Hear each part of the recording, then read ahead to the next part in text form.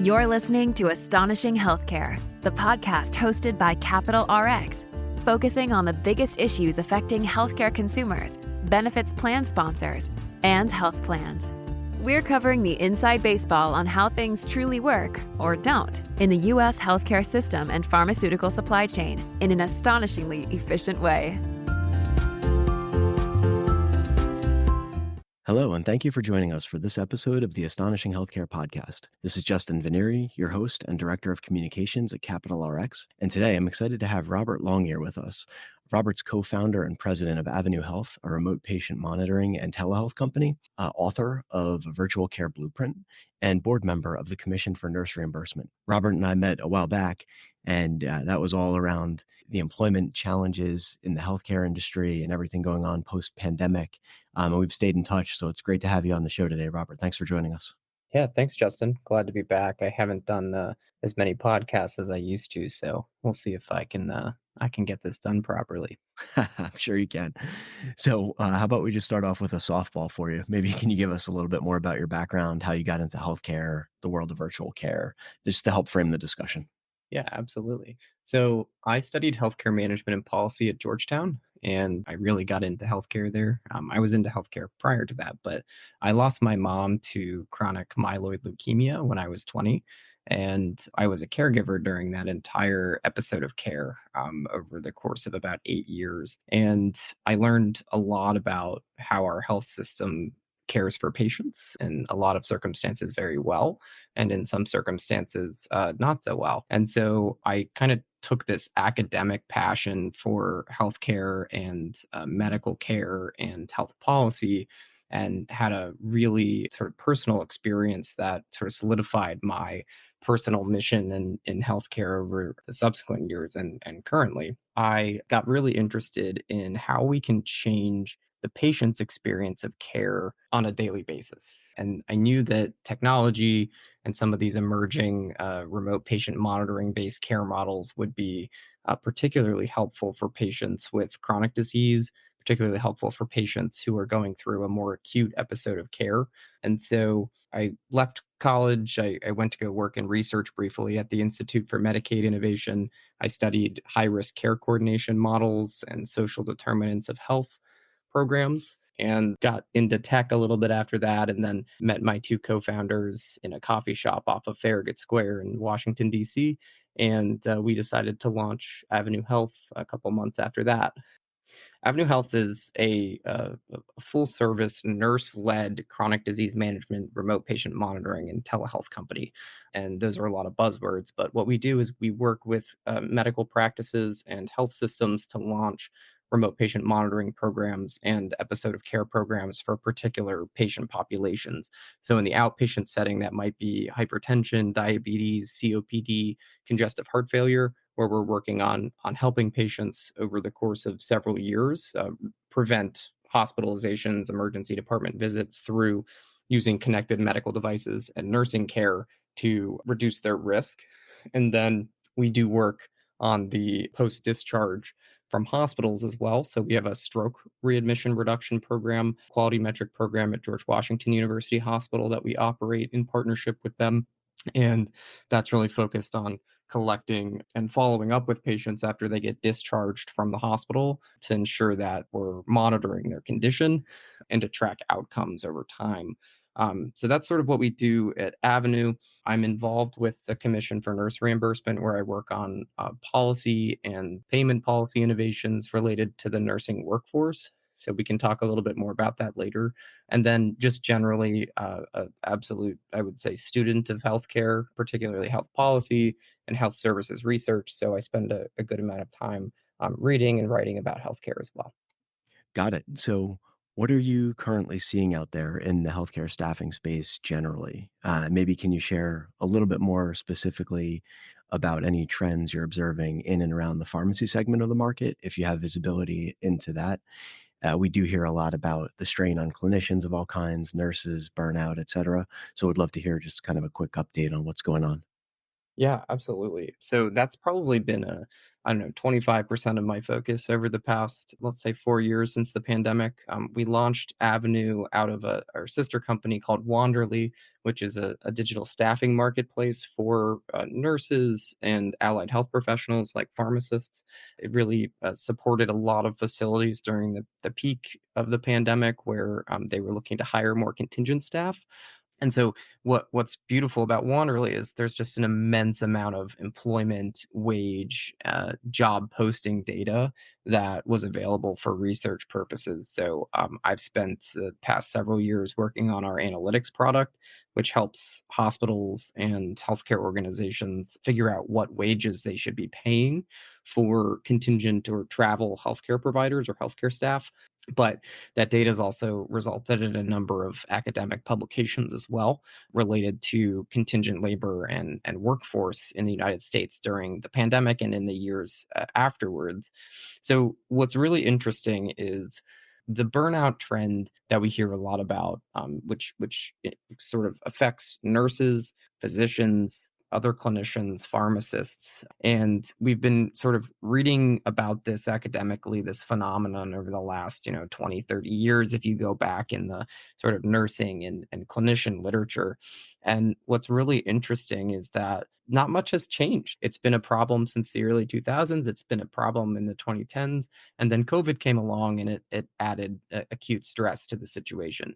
So we've all seen those headlines and reports about how 30 to 40% of nurses are planning to quit their job. We've probably seen some of that in pharmacists as well, how pharmacists are overworked.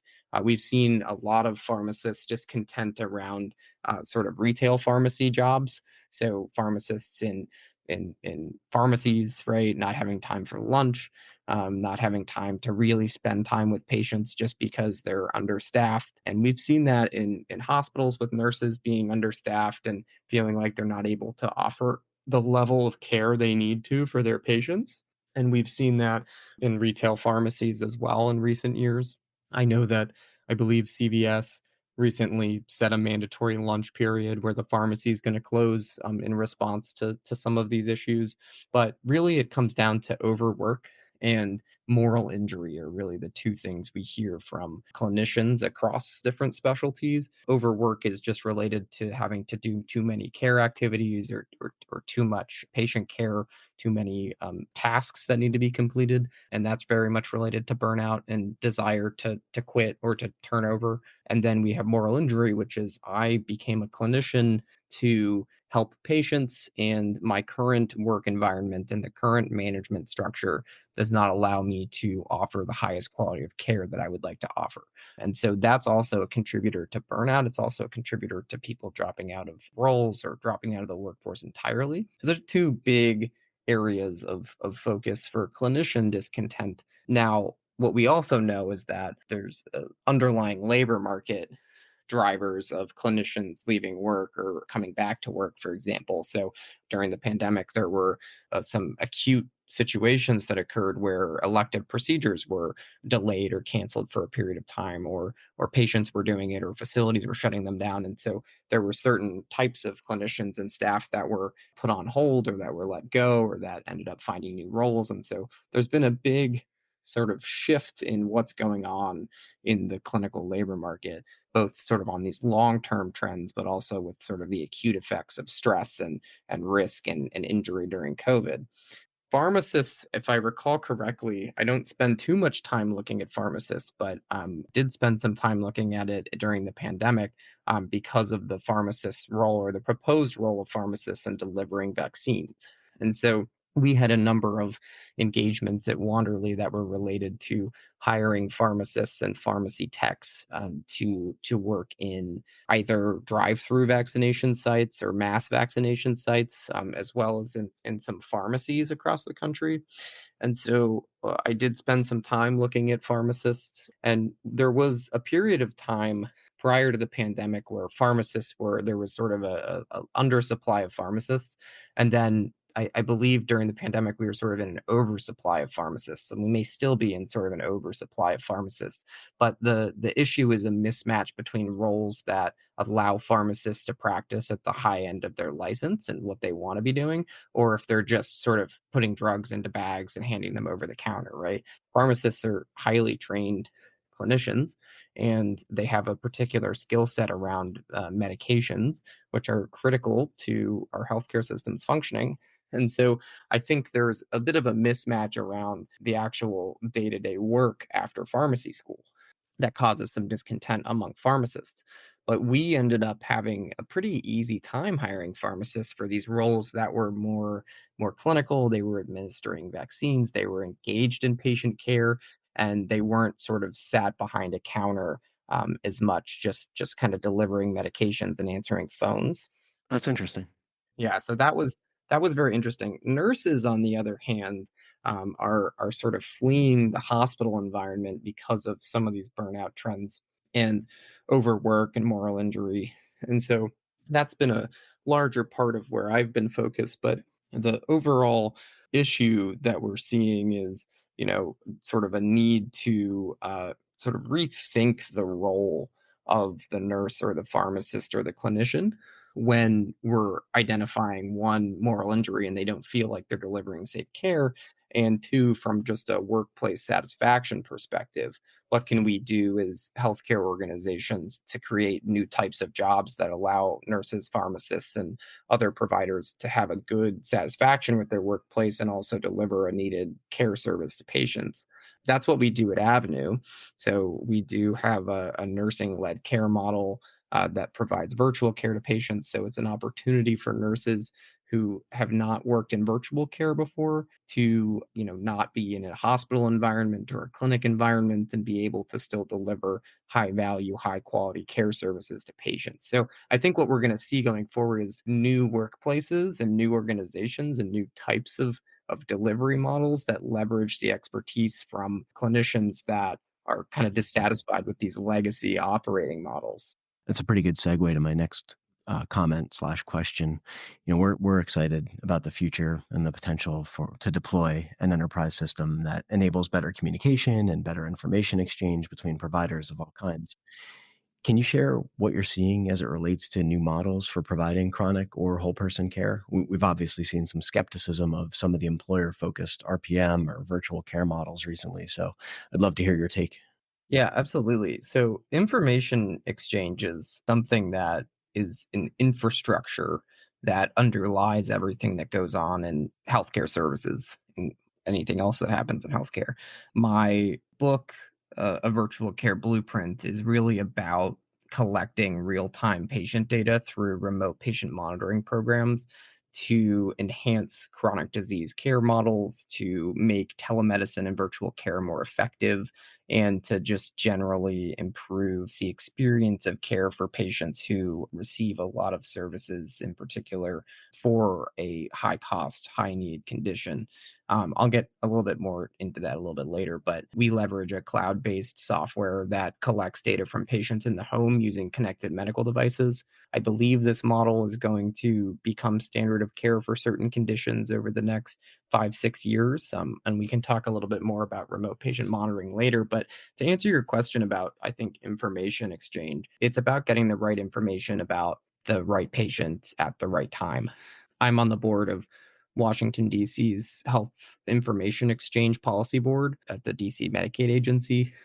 So I was appointed to that in October, and that health information exchange infrastructure is critical to reducing unnecessary services in particular. So if the patient's already had labs done recently or imaging done recently, we don't need to duplicate that, just maybe in a different provider's electronic health record or a different system.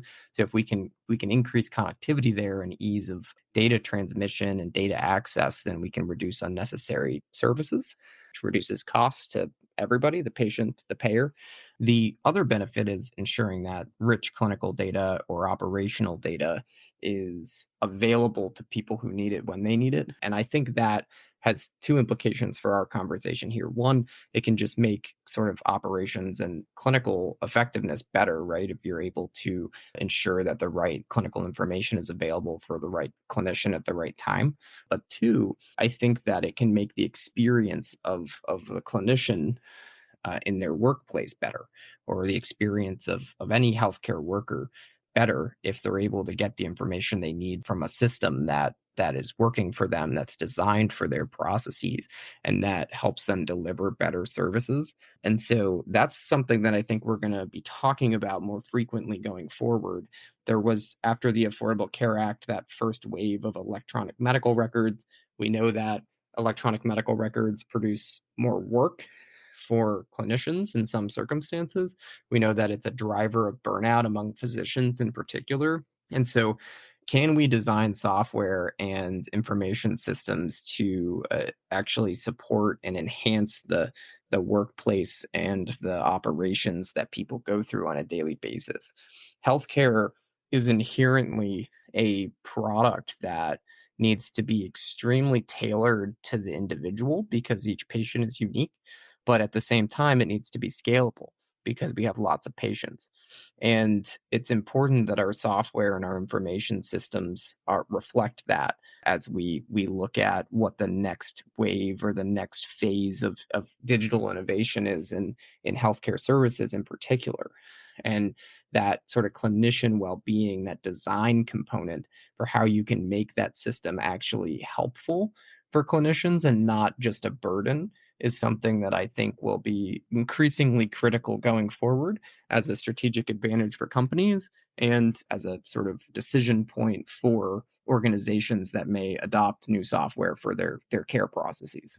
So it seems like you're more focused on providing a solution that works with the clinician's workflow as opposed to a point solution that would kind of be layered on a benefit program. Yes. So I think that I was speaking more generally. What we do at Avenue is really, one, leverage the skills and expertise of nurses to, provide value to patients and to clinics that want to provide better, more connected care models for their patients. Mm. So, for example, we're leveraging information technology and connected medical devices, as I mentioned, to enhance chronic disease care for patients with hypertension, diabetes, COPD, Right. congestive heart failure. And we're really partnering with physicians and clinics to, one, bring in additional clinical staff that can support them in doing a high volume virtual care program. Two, give nurses the opportunity to really try and prevent acute care utilization when they're often kind of relegated to this sort of revolving door of hospital care. They can't necessarily keep the patient out of the hospital, but they have to kind of fix them up when they come back in. Yep. Nurses, like many other healthcare providers, get into the space to help people and improve quality of life. And so that's something that I think wears on your sort of acute care bedside nurses over time. So we're really providing a new avenue, hence the name, Yep. for patients and nurses to provide and think about care differently, even though we're using very well established evidence based care programs and interventions that we're delivering. Do you work with pharmacists at Avenue as part of the RPM program or the care teams, so to speak? If so, We how? we do not currently, but we have it in our plan to leverage pharmacists.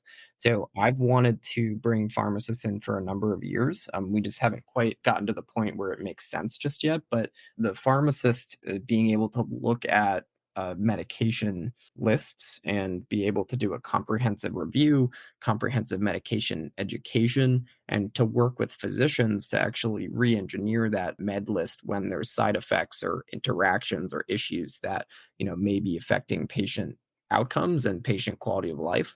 And so we definitely see pharmacists as a core part of a team-based care approach. So we're currently very focused on registered nurses, but we do intend to bring in social workers, dietitians, and pharmacists over the next several years because we believe that the complementary expertise can really add extra value for patients.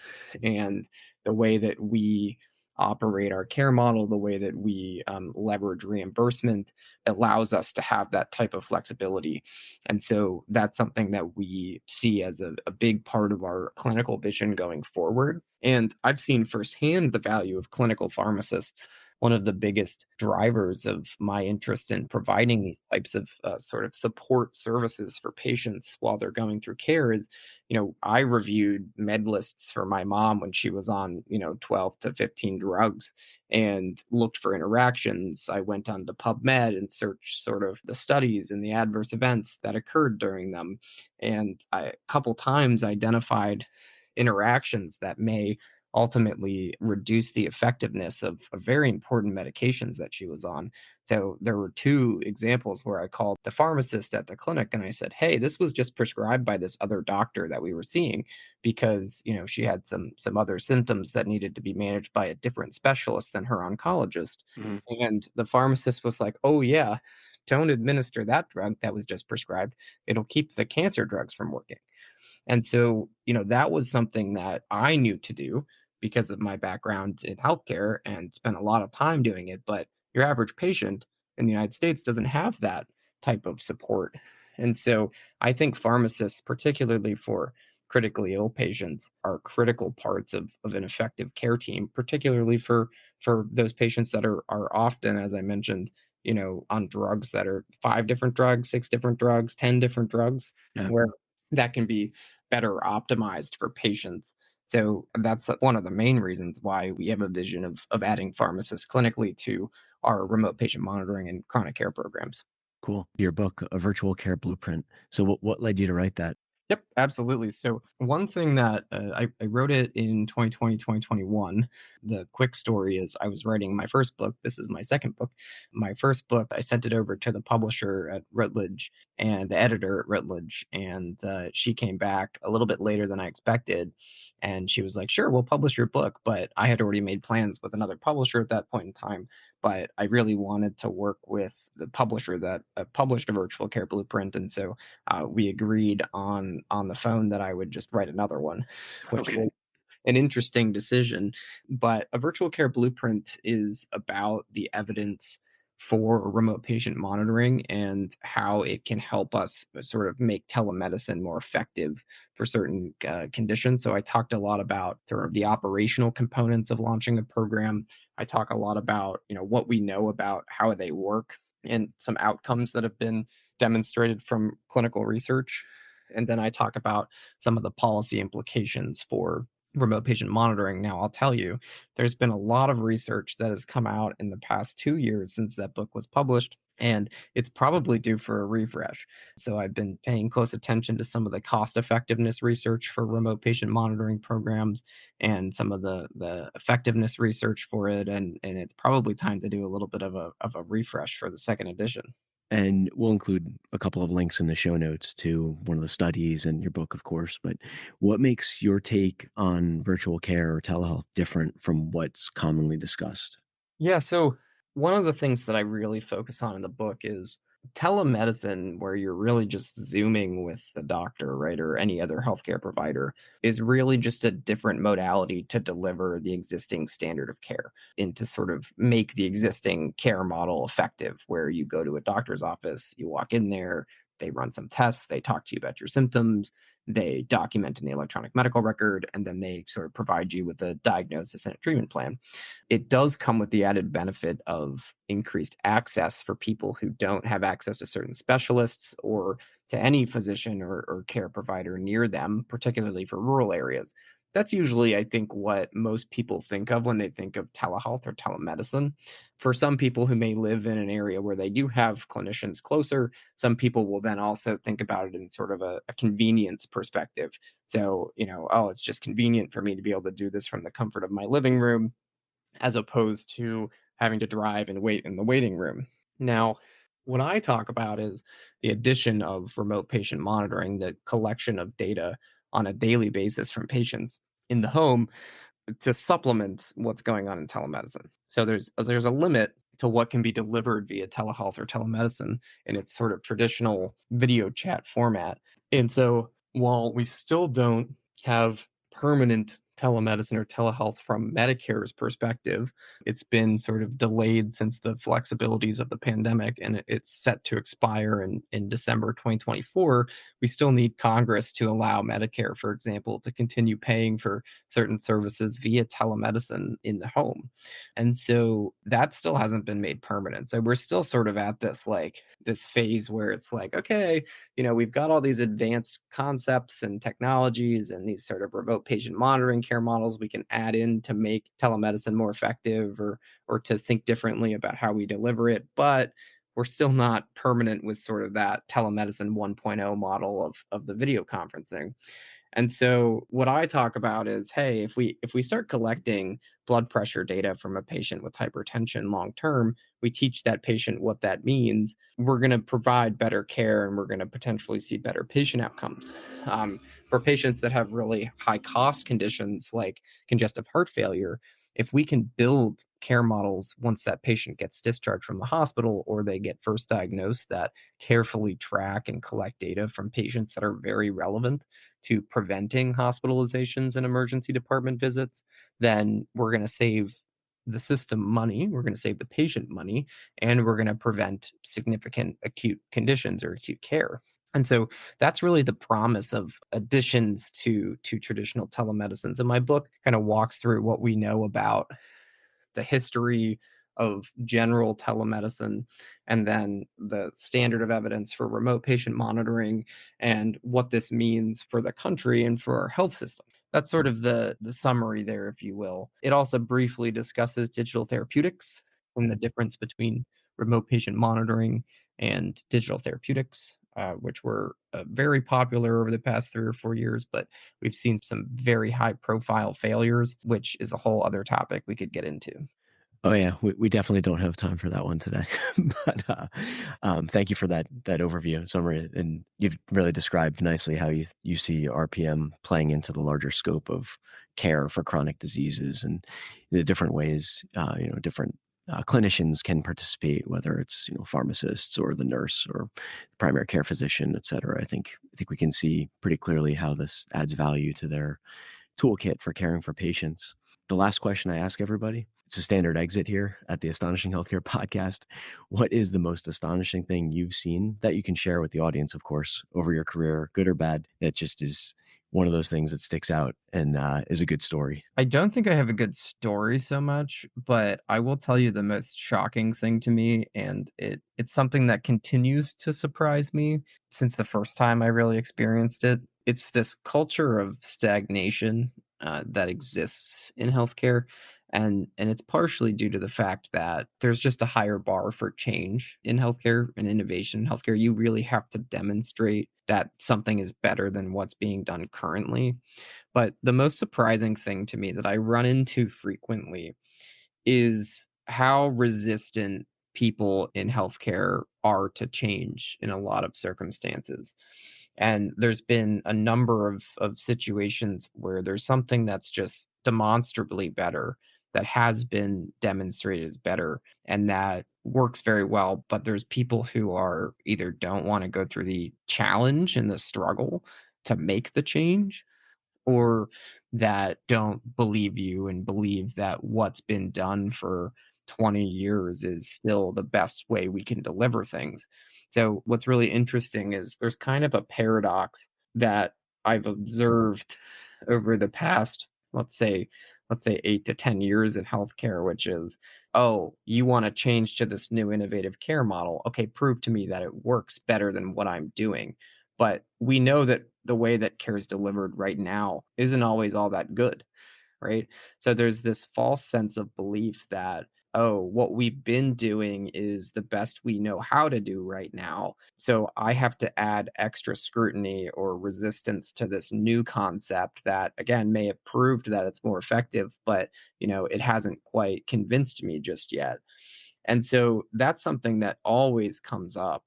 And it's a very interesting phenomenon because if you ask any given person who works in healthcare, a clinician, an administrator, a business person, or you ask any given patient on the street, you say, hey, how does US healthcare work for you? They're going to say, oh, it's pretty bad, right? But if you get into those organizations and maybe you're trying to sell a new technology, maybe you're trying to push a new care model, that belief that it's not all that good doesn't translate all the time. There's still people who will sit there and resist that change, even though they may know that it's not all that good or that they could do better. That's always what continues to surprise me. I get lulled every once in a while into this false sense of innovation where I work with people and hire people who are innovative and who want to do something new and who believe in this sort of culture of change and continuous improvement. And so once you surround yourself with that group, you get confronted with the stagnation and the resistance to change group every once in a while, and you're just bewildered by it. Um, Why are you still here? yeah, why are you still here? Yeah. And so my belief as someone who believes like I work in healthcare because I believe that it's the moral good to try and make care better for patients, whether they're experiencing a minor health condition or whether they're in a really bad spot. And not everybody shares that urgency. And that's something that I don't quite understand. Yeah, I'm with you. Well, great. Robert, thanks so much for joining us today. Like I said, I'll share some of the links in the show notes to this, and I will look forward to staying in touch with you and seeing how things evolve with Avenue over time. awesome. Thanks, Justin. Great to be here. Thank you for listening to Astonishing Healthcare by Capital RX. Head over to cap-rx.com/insights and visit the podcast section for show notes and other relevant content. If you liked this episode, be sure to subscribe so you don't miss the next one. And definitely share the link to the show with your network if you enjoyed it. Have a great rest of your day.